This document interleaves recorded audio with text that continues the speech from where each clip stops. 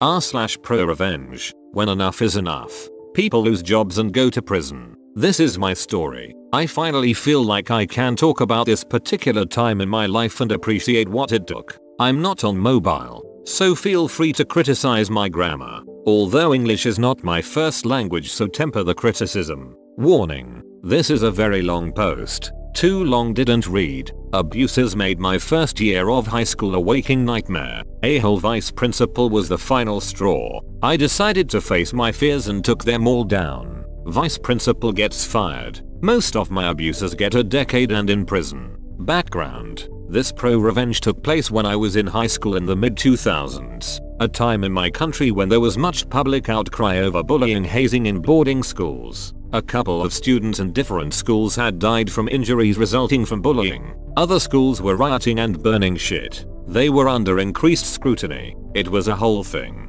Personally, my life in high school was not fun. I was a fat boy with very low self-esteem going into my first year. The bullying I experienced quickly led to a depression. I was prone to self-harm and recklessness and a bit of suicidal ideation. The thing that made high school particularly nightmarish though was the sexual abuse. Low-key comments about my sexuality from this group of about 5 boys in 4th form. They called me and my best friends gay. The social stigma associated with homosexuality here is really extreme. These boys would stalk and terrorize me. They left threatening notes under my sheets. "We're going to duck you up for being a ducking gay. We're going to ducking rape you," etc. So I had only one close friend who knew what was going on. Ironically, after an entire term of convincing everyone that I was gay, this same group began sexually abusing me. I'll spare you the details. But my first year in high school was the worst time of my life.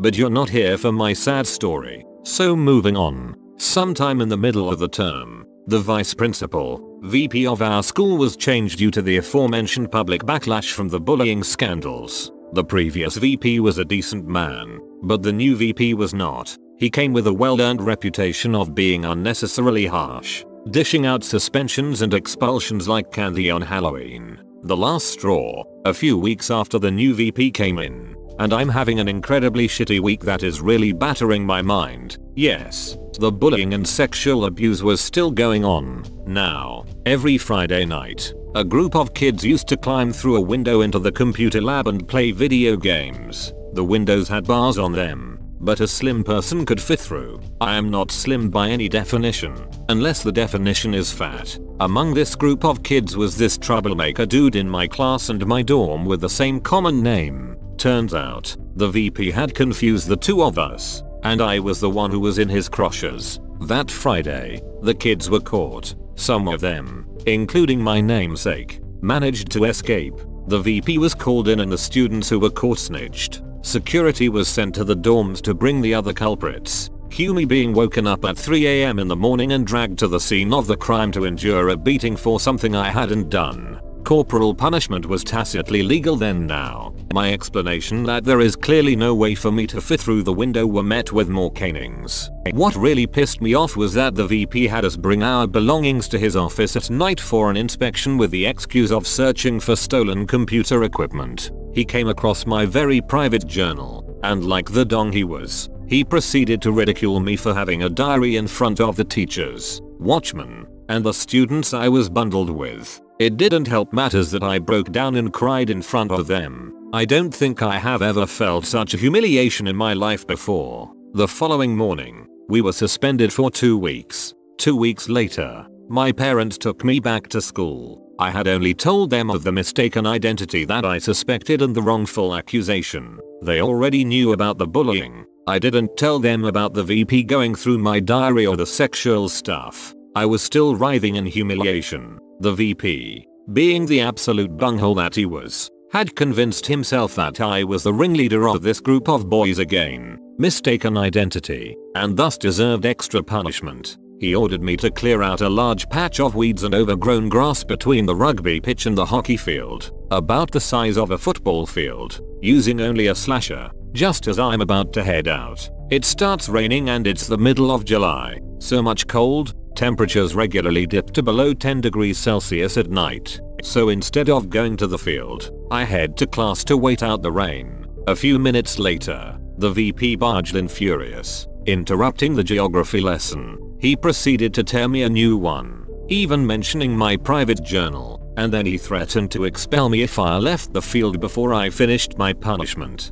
Mind you, this was one of the best schools in our region. It had actually been my first choice. He proceeded to cane me again just to make his point stick. At this point I just broke. All of this punishment was due to something that I had not done. I was completely innocent, but this swipe just couldn't listen. The ridicule, the humiliation, the bullying, and the abuse all just came to a head at that point, and I decided to just duck it all to hell. So I walked out into the rain, slasher in hand, with not even a sweater. This was about 4 in the afternoon. I never returned. I think the VP never really expected me to complete the punishment. But then, I doubt he had ever met someone who decided they had no more ducks left to give either. My initial plan was to crucify him with his own words. Dusk fell with me cold and drenched, ripping up ferns from the ground. By midnight, I was shivering and crying uncontrollably, and it was too dark to see shit. I still persevered and started blindly cutting the grass,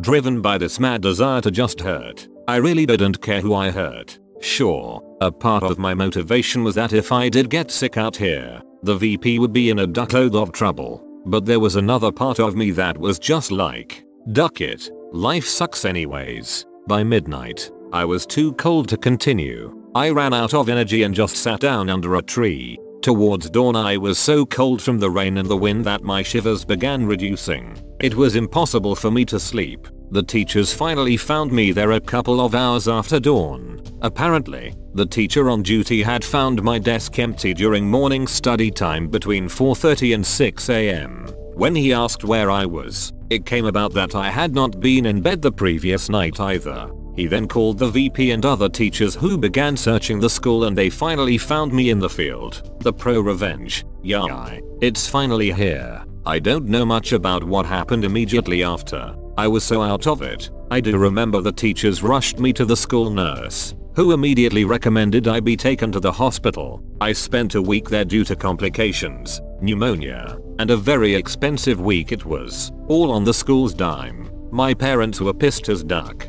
and I couldn't blame them. The school's board of governors convened after my parents contacted them. The days before my parents and I were called in to speak before the board, I had the idea to just face my fears and put everything out in the open. I was just done with that school and everybody there. So on that day, in front of a group of musty old men in the boardroom, I finally shared my burden. I told them everything, my only motivation being to bury the piece of shit VP and my tormentors. I don't think I've ever done anything that scary before. From the mistaken identity, the suspension, the punishment in the rain, the threat to expel me if decided to seek shelter, and the crown jewel, the bullying and the sexual abuse, I laid it all out. I knew that would definitely get their attention. The board called my best friend, who backed me up. The VP was in no position to win. He said they said contest with us at that moment. The VP was fired that day. A few days later, a zero tolerance policy on bullying was announced.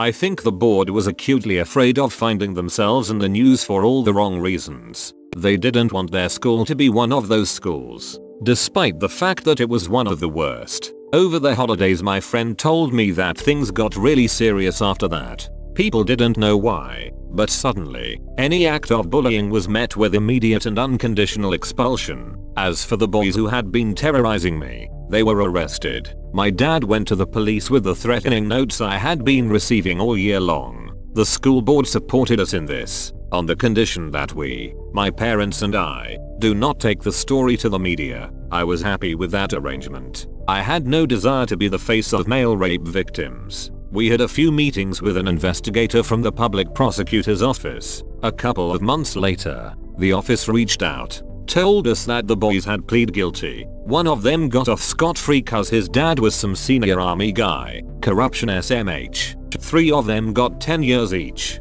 The last one got 18. The topping, they were all in their 4th and final year. They got arrested just as they were about to sit for their national exams to go to university. Their lives are ruined and I have absolutely no remorse for them. Edit. Well, this blew up. Thank you guys for the support and the DMs. It's really encouraging to know that there is a light at the end of the tunnel. I will try and reply to all of you and give a few more details. Thanks guys.